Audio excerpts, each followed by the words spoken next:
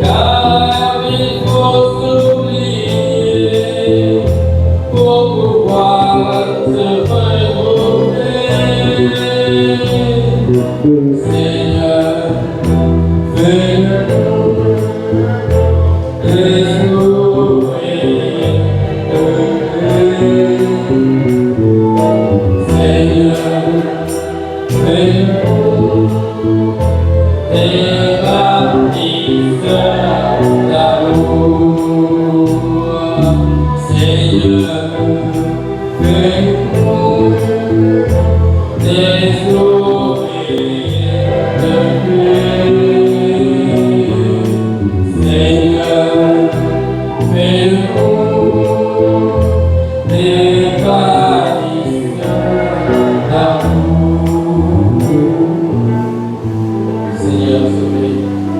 Seigneur, de la prière à travers ce chant. Et cet après-midi, Seigneur, nous connaît au même de nous. Et nous connaît de tout part quelque chose de meilleur encore pour nous, Seigneur.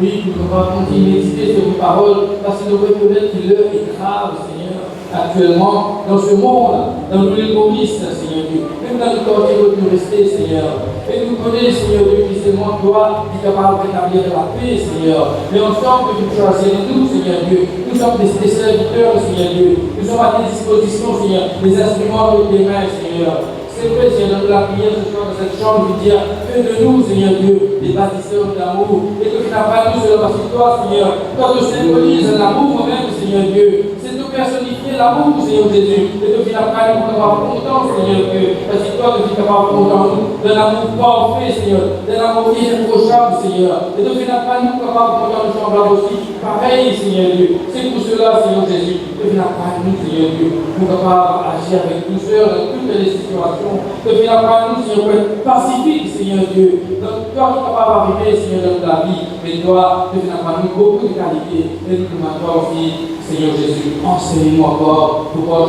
toujours plus près de toi et toujours faire des pas dans tes voies, Seigneur. Enseigne-nous, Seigneur, de tes voies. Merci, Seigneur Jésus. Amen. Voilà, c'est ma son frère.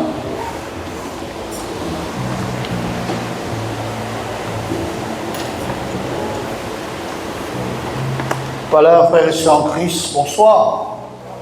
Voilà, nous comptons d'être là ce soir encore, sous le doux regard du Seigneur, pour être enseigné par le Saint-Esprit et pour être nous aussi pour prier, parce que c'est un rayon de prière.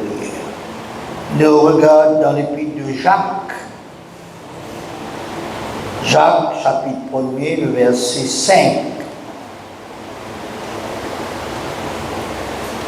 Épître de Jacques, chapitre 1er, le verset 5.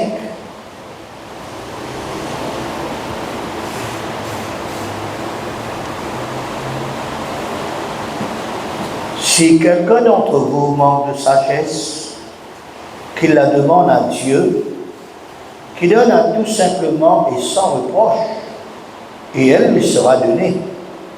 Mais qu'il la demande avec foi, sans douter.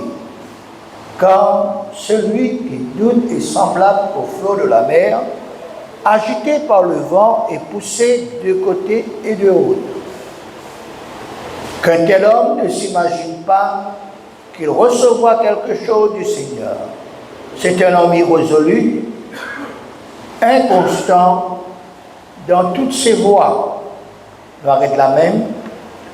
Le sujet du jour qui nous peut aborder cet après-midi, certainement notre fini d'éviter, c'est la sagesse qui vient d'en haut. Et quelques questions que nous pourrons regarder, nous pourrons répondre. Qu'était cette sagesse qui vient d'en haut? Est-ce que cette sagesse est différente avec la sagesse naturelle? Qui fait les recommande-nous pour demander la sagesse qui vient de Dieu pour tout à chacun de nous. Et finalement, nous capables, est-ce que nous capables ajouter à nous la liste de sujets de prière, demander la sagesse de Dieu, la sagesse qui vient d'en haut. On explique ce que c'est que la sagesse qui vient d'en haut. Dans l'épître de Jacques, toujours dans Jacques chapitre 3, verset 13 à 18, il y a nous ces paroles. Lequel d'entre vous est sage et intelligent? Qu'il montre ses œuvres par une bonne conduite avec la douceur de la sagesse. Mais, si vous avez dans votre cœur un zèle amer et un esprit de dispute, ne vous glorifiez pas et ne mentez pas contre la vérité. Cette sagesse n'est point celle qui vient d'en haut, mais elle est terrestre, charnelle, diabolique. Car là où il y a un zèle amer et un esprit de dispute, il y a du désordre et toutes sortes de mauvaises actions. La sagesse d'en haut est premièrement pure, ensuite pacifique, modérée, conciliant, plein de miséricorde et de bons fruits, exempt de duplicité, d'hypocrisie. Le fruit de la justice est semé dans la paix pour ceux qui recherchent la paix. Fin de citation. Ainsi donc, toute personne, convertie ou pas convertie, retenant une sagesse, on appelle ça la sagesse naturelle. Et bien sûr que cette sagesse naturelle qui, bon Dieu, fit mettre dans l'être humain, mais cela fit infecté, fit corrompu par le péché, par la nature du péché, et cette sagesse, oui, mais il amène nous, cette sagesse naturelle, il amène nous pour rappeler nous le passé, l'histoire, il amène nous pour être nous, pour gérer actuellement les choses. Et cette sagesse naturelle, il aussi être nous pour qu'à créer, pour qu'à penser, pour qu'à réfléchir pour l'avenir, le futur. Et ça est nous aussi la sagesse pour apprendre, pour retenir ce qui nous fait apprendre. Mais quand cette sagesse, comment nous finit dire, elle finit infectée, tout finit détourné. Tout finit dans le chaos. Comme ce passage montre-nous les cités, il parle nous du zèle, oui, mais zèle amer. Esprit de dispute, désordre, toutes sortes de mauvaises actions. La duplicité veut dire de face, l'hypocrisie devant la personne correcte ou bon, et derrière ou pas tel qui est devant lui. Mais tandis que la sagesse d'en haut, qui vient de Dieu, les purs, les pacifiques, veut dire les produire la paix, les modérés, veut dire qu'il y a une balance, les conciliants, veut dire qu'il y a une bonne manière d'entendre avec les uns avec les autres, plein de miséricorde, de bons fruits, de justice, faire ce qui est juste. Voilà les différences entre la sagesse terrestre ou charnelle, infectée par le péché, infectée par cette nature du péché, et la sagesse d'en haut, cette sagesse de Dieu qui est recommandable et nécessitée pour tout à chacun de nous. Amen. Et si nous sommes capables de trouver, frères et sœurs, qui nous pénent cette sagesse d'en haut, les recommander pour nous pour prier, pour demander dans nos prières, selon ce verset du jour qui nous fait prendre pour lecture cet après-midi. Dieu, c'est celui qui propose nous cela au travers de la bouche de Jacques l'apôtre, et Dieu est généreux quand il donne nous volontairement, simplement, sans reproche, si nous demandons cela dans nos prières, plus les gratuits. Et la sagesse les pourrait donner gratuitement, généreuse. Seule condition, c'est que nous demandons, les capables d'être une demande avec foi, sans douter. Quand celui qui doutait, c'est comme des vagues flottant au flot de la mer et poussent d'un côté, de l'autre. Et un homme qui doute, il n'a pas imaginé, il n'a pas pensé qu'il pourrait recevoir quelque chose, ou bien il pourrait recevoir la sagesse de Dieu. C'est un homme irrésolu et inconstant dans toutes ses voies.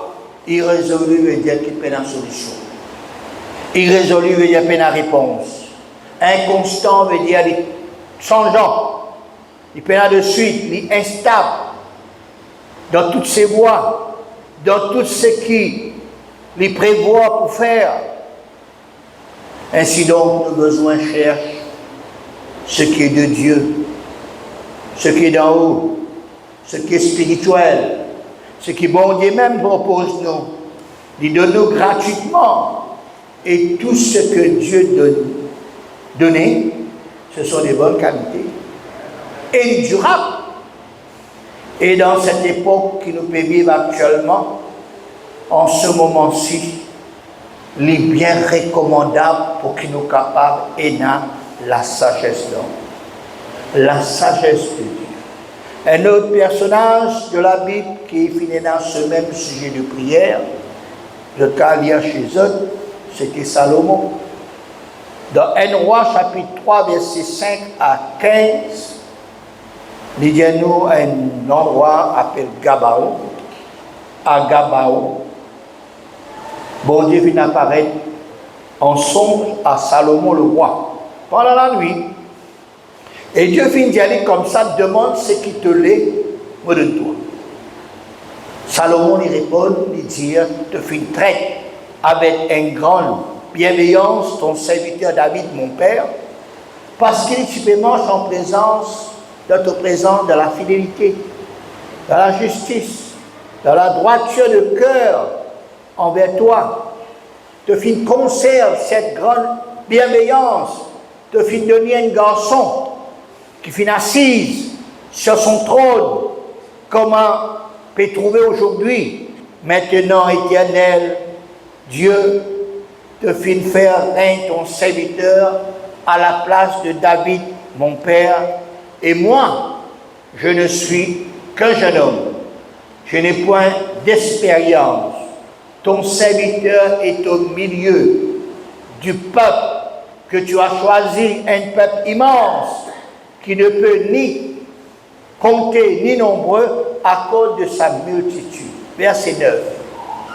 Se demande, accorde donc à ton serviteur un cœur intelligent pour juger ton peuple, pour discerner le bien du mal, car qui pourrait juger ton peuple, ce peuple si nombreux? Et verset 10 dit à nous, cette demande de Salomon plut au Seigneur. Et Dieu lui dit, puisque c'est là que tu demandes, puisque tu ne demandes pour toi ni longue vie, ni richesse, ni la mort de tes ennemis, et que tu demandes de l'intelligence pour exercer la justice, voici j'agirai selon ta parole, je te donnerai un cœur sage et intelligent, de sorte qu'il n'y aura en personne devant toi et qu'on ne verra jamais personne semblable à toi. Je te donnerai en outre ce que tu n'as pas demandé, des richesses, de la gloire, de telle sorte qu'il n'y aura pendant toute ta vie aucun roi qui soit ton pareil. Et si tu marches dans mes voies, en observant mes lois et mes commandements, comme l'a fait David ton père, je prolongerai tes jours. Salomon s'éveilla, fin de citation. Oh, il y a de quoi, frères et sœurs, ce qui nous fait lire dans ces versets. Premièrement, Dieu volontairement, il demande au roi Salomon ce qu'il est. Dieu voulait que Salomon demande quelque chose. Deuxièmement, le roi Salomon, il reconnaît ce que Dieu vient faire. La bonté de Dieu, la grande bienveillance de Dieu envers son père David, et il reconnaît que celui-là existant sur ce trône, c'est de Dieu, c'est par Dieu, et c'est pour Dieu. Il reconnaît aussi qu'il est jeune, il est sans expérience, et il y a un peuple devant lui, grand peuple, immense, qui n'est pas capable de compter, pas capable nombreux, à cause de son multitude. Troisièmement, ce qu'il est fait demande dans la prière, verset 9, accorde-lui un éclair intelligent. Et qui fait cette demande, qui fait ce cœur intelligent, ce n'est pas pour lui. Ce n'est pas pour sa gloire. Ce n'est pas pour sa popularité. Mais plutôt pour juger le peuple de Dieu, pour discerner, veut dire faire la différence entre le bien et du mal, quand lui-même lui pose cette question, qui capable juge ton peuple sinon? Quatrièmement, verset 10, la Bible dit à nous très clairement, cette demande plus au Seigneur. La prière de Salomon est agréable devant Dieu. Dieu vient prendre plaisir à ce genre de demande, de requête. Et certainement Dieu pour exaucer cette demande, cette requête. Cinquième point, verset 10, deuxième partie à 13, non seulement cette demande de cœur intelligent sera accordée au roi Salomon, écoute ce que bon Dieu lui dit dans la suite. Puisque c'est là que tu demandes pour toi, pas fait une demande en longue la vie, tu n'as pas fait une demande en richesse, quoi que tu as demandé, tu n'as pas demandé la mort de tes ennemis, quoi que tu as demandé ça, tu demandes l'intelligence pour exercer la justice.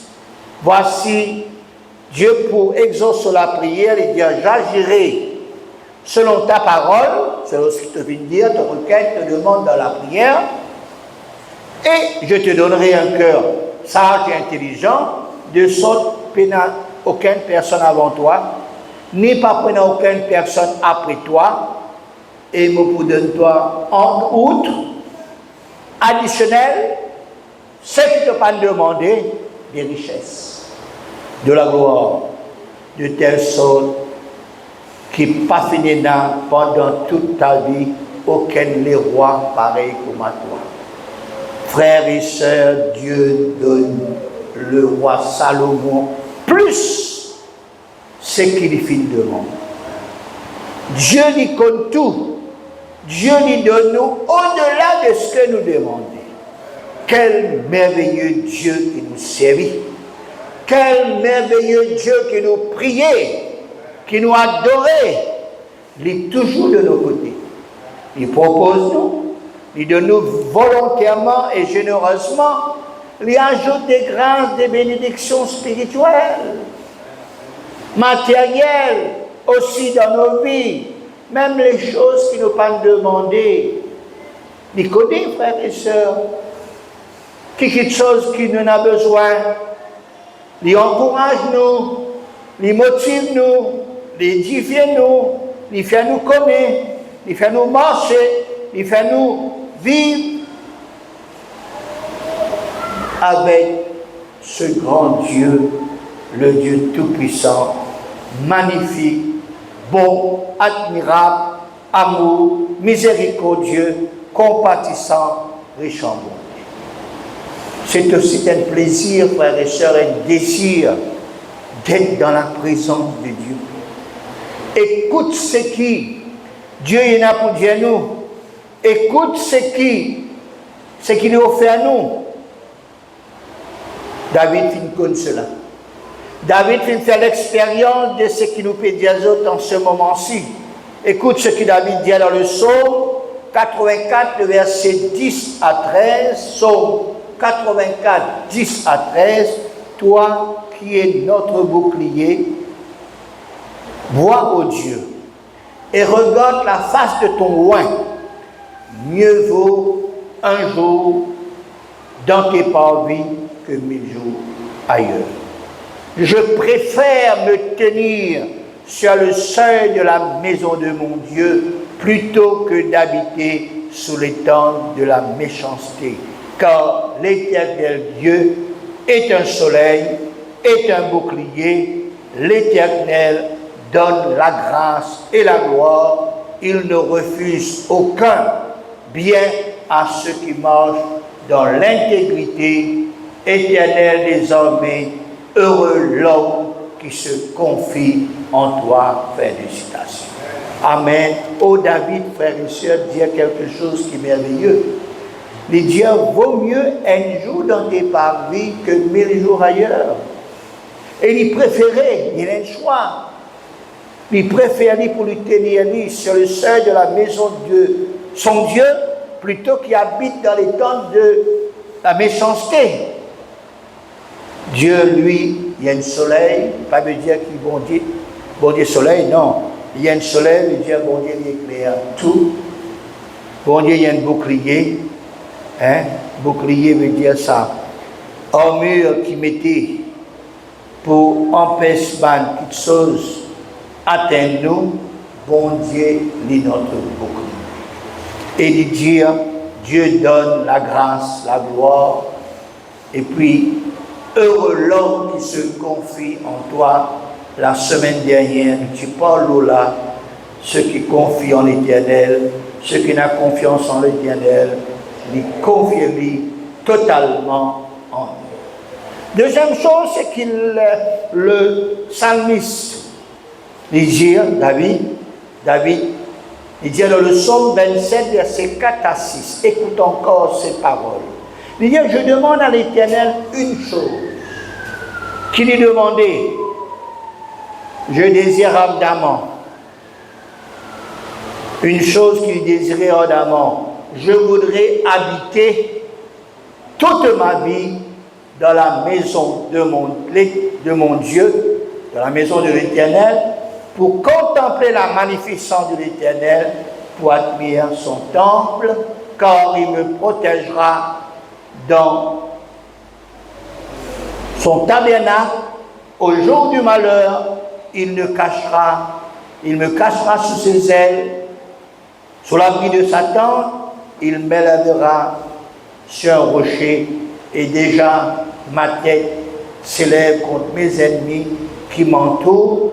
J'offrirai des sacrifices dans sa tente, au son de la trompette, je chanterai, je célébrerai l'Éternel. Fin de citation. Et puis, troisième chose que David dit dans le psaume 73, verset 28, il dit, pour moi, m'approcher de Dieu, c'est mon bien.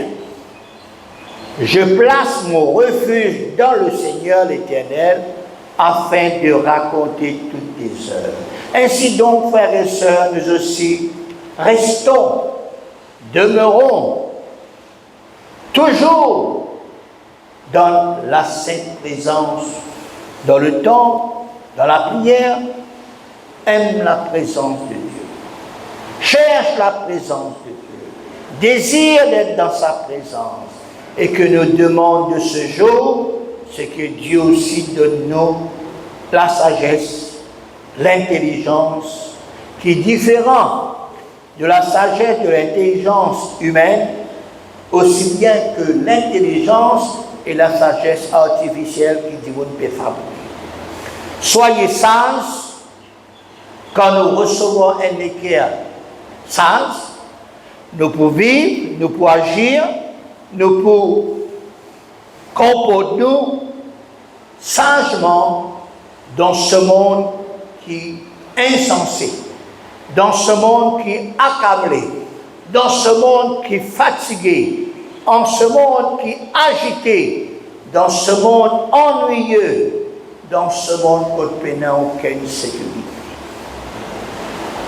Proverbe verset 27, plutôt verset 23, chapitre 23, verset 19 à 21.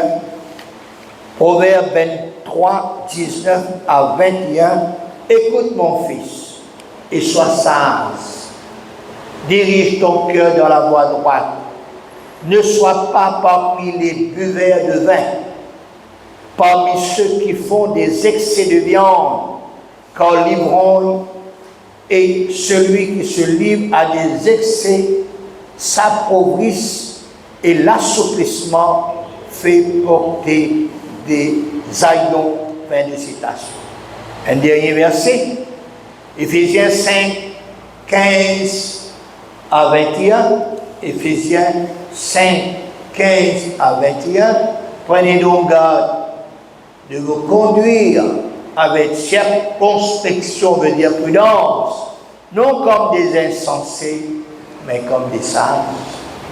Rachetez le temps, car les jours sont mauvais. C'est pourquoi ne soyez pas inconsidérés. Inconsidérés veut dire qu'ils n'ont pas réfléchi. Mais comprenez quelle est la volonté du Seigneur. Ne vous enivrez pas de vin, c'est de la débauche. Soyez au contraire remplis du Saint-Esprit. Entretenez-vous par des psaumes, par des signes, par des cantiques spirituels, chantant et célébrant de tout votre cœur les louanges du Seigneur. Rendez continuellement grâce pour toutes choses à Dieu le Père, au nom de notre Seigneur Jésus-Christ, vous soumettant les uns les autres dans la crainte, dans le respect de Christ. Fin de citation. Ainsi donc, recherche la sagesse de Dieu pour être sage et vivre avec sa sagesse dans ce monde. Dieu dit à nous au travers de Jacques, si quelqu'un de vous manque de sagesse, Dieu connaît, peut-être nous manque de sagesse. Et quand quelqu'un peine à sagesse, quand quelqu'un manque de sagesse, il fait des choses insensées. Il fait des choses avec précipitation. Il fait des choses précabra. Il fait des choses sans y réfléchir. Mais quand nous réalisons nos erreurs, nos fautes, nos petites choses qui pas bon, nous connaissons pas bon, veut dire que nous manquons de sagesse. Et Dieu demande nous, si on manque de sagesse, demande à Dieu. Dieu dit pour de nous simplement. Pas douter quand on demande lui. Si tous les jours on demande la sagesse de Dieu, à un certain moment, on peut remplir de la sagesse au une sage. Et il y a une parole dans la Bible dit nous que le sage écoute. Quelqu'un qui est sage, il peut écouter, il peut écouter Dieu.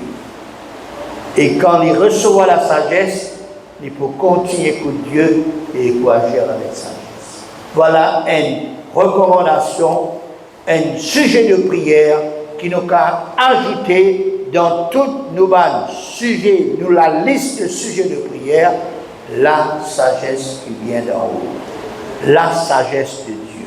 Cette sagesse qui est pure, cette sagesse qui est pacifique, qui apporte la paix, qui procure la paix, modérée, balancée, équilibrée, conciliant, plein de miséricorde, plein de bons fruits.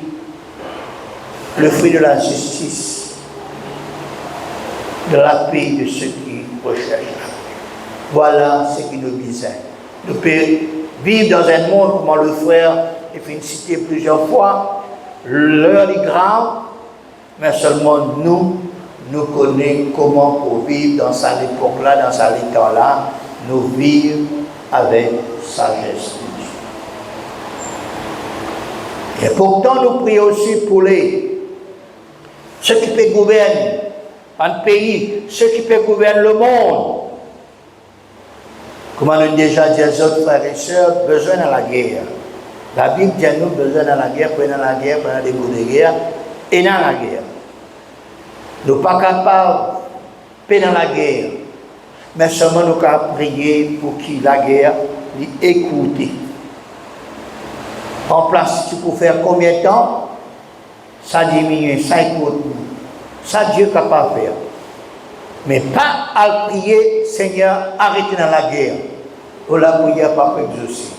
Besoin que la parole de Dieu dit accomplie jour après jour. Nous avons demandé bon Dieu qui écoute ça la guerre là, qui te donne sagesse à sa grand personnage, qui peut diriger ce pays, qui peut diriger chaque pays, qui peut montrer sur la force. Priez, frères et sœurs, pour les chrétiens qui habitent dans ces endroits, pour qu'ils soient fermes, être solides. Et prie aussi pour ça, bonne personne dans votre pays, qui est dans la guerre, qui sont effrayés de Père, mais qui sont tournent nous autres vers Dieu. Qui sont invoquent le nom du Seigneur, car celui qui invoque le nom du Seigneur est sauvé. Dans tout ça, bonne chose là. Même dans les moments difficiles, même dans les moments les plus compliqués, Dieu fait toutes choses bonnes dans sa victoire. Dieu n'est pas pour exercer sa bonté envers ceux qui crient lui, invoquent lui. Dieu n'est pas pour exercer l'amour, la force avec ceux qui peuvent servir lui.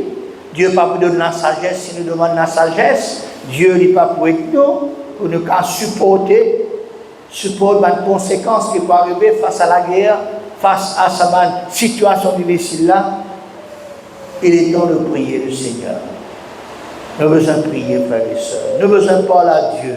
Nous avons besoin de demander au Seigneur, donne-nous la sagesse pour connaître comment pour vivre dans cette époque difficile qui nous peut vivre là. Donne-nous cette sagesse qui vient de toi et Dieu pour donner nous la sagesse. Là, nous pour comporter-nous sagement. Nous pour comporter-nous, frères et sœurs. Voilà comment il est. La Bible dit nous la faire de toutes choses des proches. Soyez donc sages et saufs pour vaquer à la prière. Seul moyen pour chacun de nous, pour ces temps difficiles, c'est prier. C'est rentrer dans la présence de Dieu. C'est chercher la présence de Dieu. Demeure à la présence de Dieu. Venez à la présence de Dieu. Priez le Seigneur. Et le Seigneur pour combler nous des grâces et des bénédictions. Et pour toujours une année de grâce et de bénédiction, et pour toujours une année d'abondance de toutes sortes de grâces et de bénédictions spirituelles. Amen. Dieu vous bénisse. Dieu bénisse ces quelques paroles. Prions pour que Dieu nous donne cette sagesse qui vient d'en haut. Alléluia. Merci Seigneur. Merci Jésus. Tu es généreux Seigneur. Oh, tu es celui qui donne. Oui Seigneur. Tu donnes à ceux qui demandent toi Seigneur simplement. Oui, Seigneur, tu pas pour reprocher nous, Seigneur. Tu pour donner nous ce dont nous avons besoin. Tu pour donner nous selon nos requêtes, Seigneur. Donne-nous, Seigneur. Oui, si nous demandons la sagesse d'en haut, tu pour donner nous la sagesse, Seigneur. Et nous besoin cette sagesse. Nous besoin toi, Seigneur. Nous besoin, Seigneur, oh Dieu, qui t'aide nous, Seigneur, dans ce monde accablé, dans ce monde difficile, dans ce monde, Seigneur, oui, infernal, Seigneur, oh Dieu Tout-Puissant, combien, Seigneur, oh Dieu, nous bénis toi, combien nous louons toi, Seigneur, pour ta parole, cette parole du jour, cette parole pour ce temps qui nous fait vivre, Seigneur, nous besoin de ta sagesse, nous besoin de toi, Seigneur, nous besoin de guide-nous, nous besoin de aide-nous, Seigneur. Remplis-nous de ta sagesse, Seigneur. Qui nous gagne des personnes sages, Seigneur, non pas insensées. Qui nous capables, Seigneur, et dans cette sagesse d'en haut, qui pure, qui pacifique, qui est modérée, Seigneur, qui est conciliant, Seigneur. Oui, Seigneur, mon Dieu, aide-nous, Seigneur. Bénis ton peuple, Seigneur. Que ton peuple soit un peuple sage, Seigneur. Que ton peuple soit un peuple intelligent, Seigneur. Oh Jésus, nous avons besoin de ta sagesse, Seigneur. Oh Dieu Tout-Puissant, aide-nous, Seigneur. Nous prions toi, Seigneur. Nous demandons toi par la foi, Seigneur. Donne-nous cette sagesse qui vient de toi. Donne-nous, Seigneur, ton intelligence, Seigneur. Donne-nous, Seigneur, oui, Seigneur, ce qui est de toi, Seigneur. Oh, merci, Seigneur. Oh, merci pour ta parole, Seigneur. Merci, Seigneur, mon Dieu, pour ta parole, Seigneur. Ta parole, elle est vraie, Seigneur. Ta parole est utile, Seigneur. Ta parole, Seigneur, elle est la vérité, Seigneur. Alléluia. Oh Dieu Tout-Puissant, Seigneur. Nous te prions ce soir, Seigneur. Aide-nous à comprendre ta parole, Seigneur. Aide-nous, Seigneur, à pouvoir vivre dans ce temps, Seigneur, mon Dieu, avec sagesse, Seigneur, rempli de la sagesse de Dieu. Alléluia. Souffle à mon cœur, esprit de la aux messes,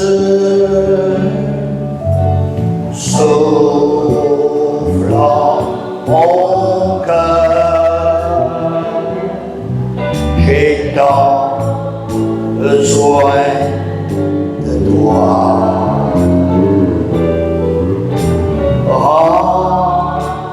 Remplis mon âme de force et de sagesse, soufflant mon cœur, soufflant moi aujourd'hui,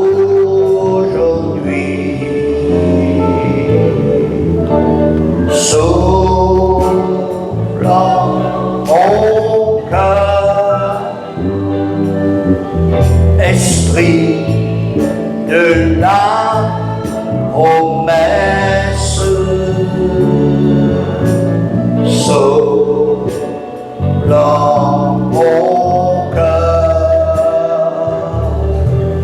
j'ai tant besoin de toi.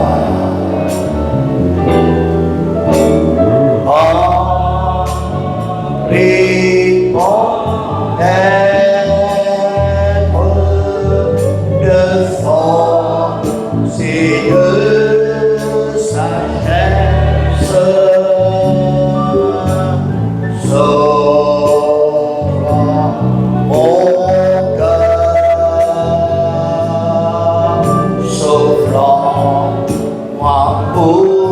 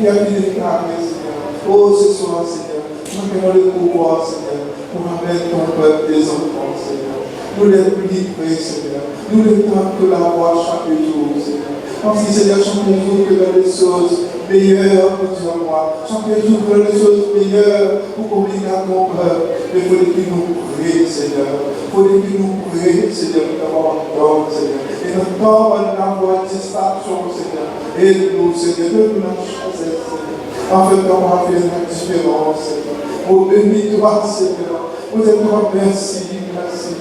Oh, Seigneur, pour ton peuple, Seieur. Pour nous, Seigneur. Pour la gloire de ton Seigneur, Seigneur. Oh, Dieu, merci, merci, merci. Au nom de Jésus, alléluia.